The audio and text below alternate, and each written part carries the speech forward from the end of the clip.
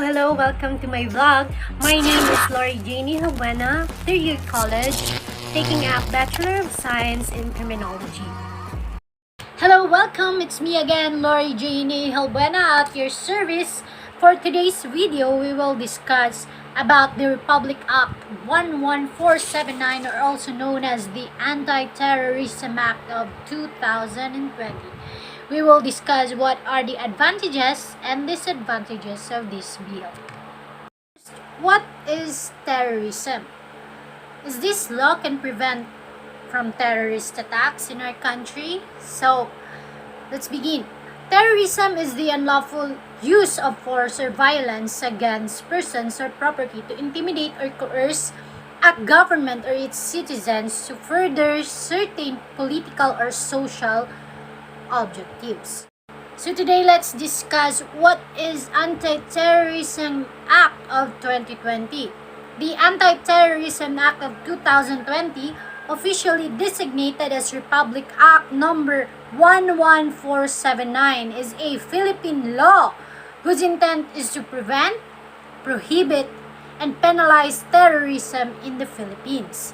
The law was signed by our very own President Rodrigo Duterte on July 3, 2020, and effectively replaced the Human Security Act of 2007 on July 18, 2020.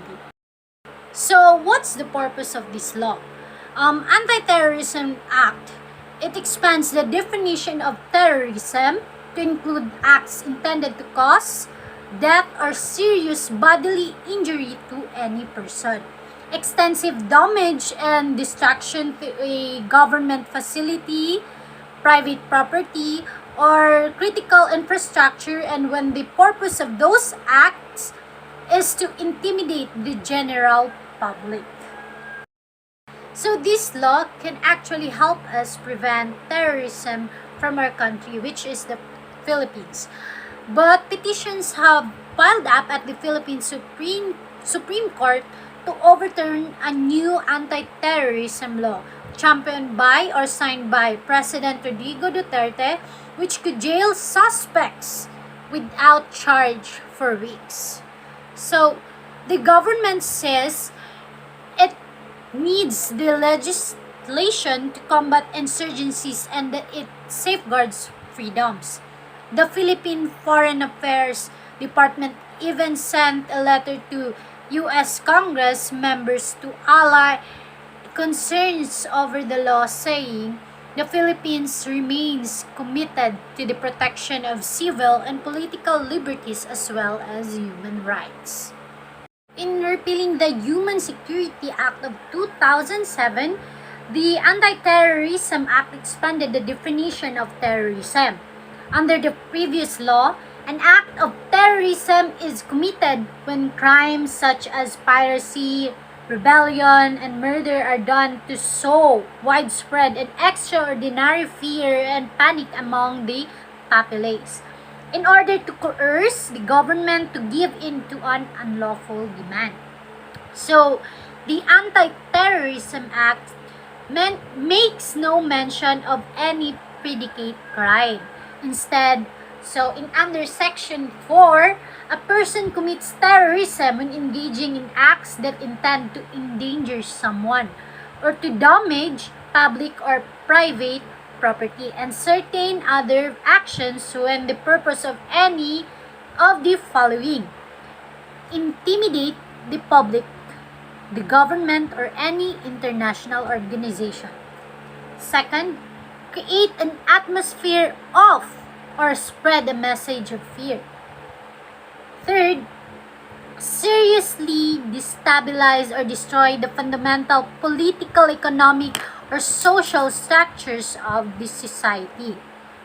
Fourth and the last, create a public emergency or seriously undermine public safety. So, without standards to limit their boundaries, these phrases suffer from serious ambiguity and overbreadth that enables malicious criminal persecution of innocent. So, in Anti-Terrorism Act, there's a anti-terrorism council currently headed by Executive Secretary Salvador Midjalja can now designate individuals and organizations as terrorists without hearing, as long as it sees probable cause that they attempt to commit or are part of a conspiracy to commit acts defined and penalized. Why the government pushing anti-terror law? This law seeks to end terrorism in the country, which is still battling decades-long communist and Islamic insurgencies. In 2017, Islamic State-aligned militants laid siege to the southern city of Marawi. Last year, the southern region was rocked by suicide bombings. Even in the lockdown, did not stop the terror attacks.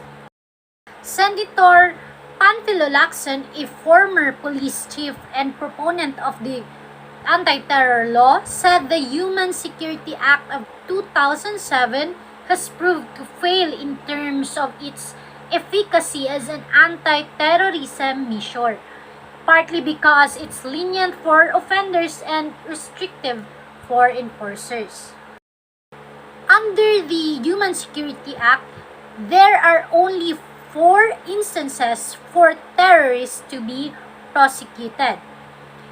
But on the other hand, there are total of 20 instances where law enforcers can be charged and penalized for violations of the Human Security Act. So that's all for today's video. Hope you learned something for our today's discussion. Thank you!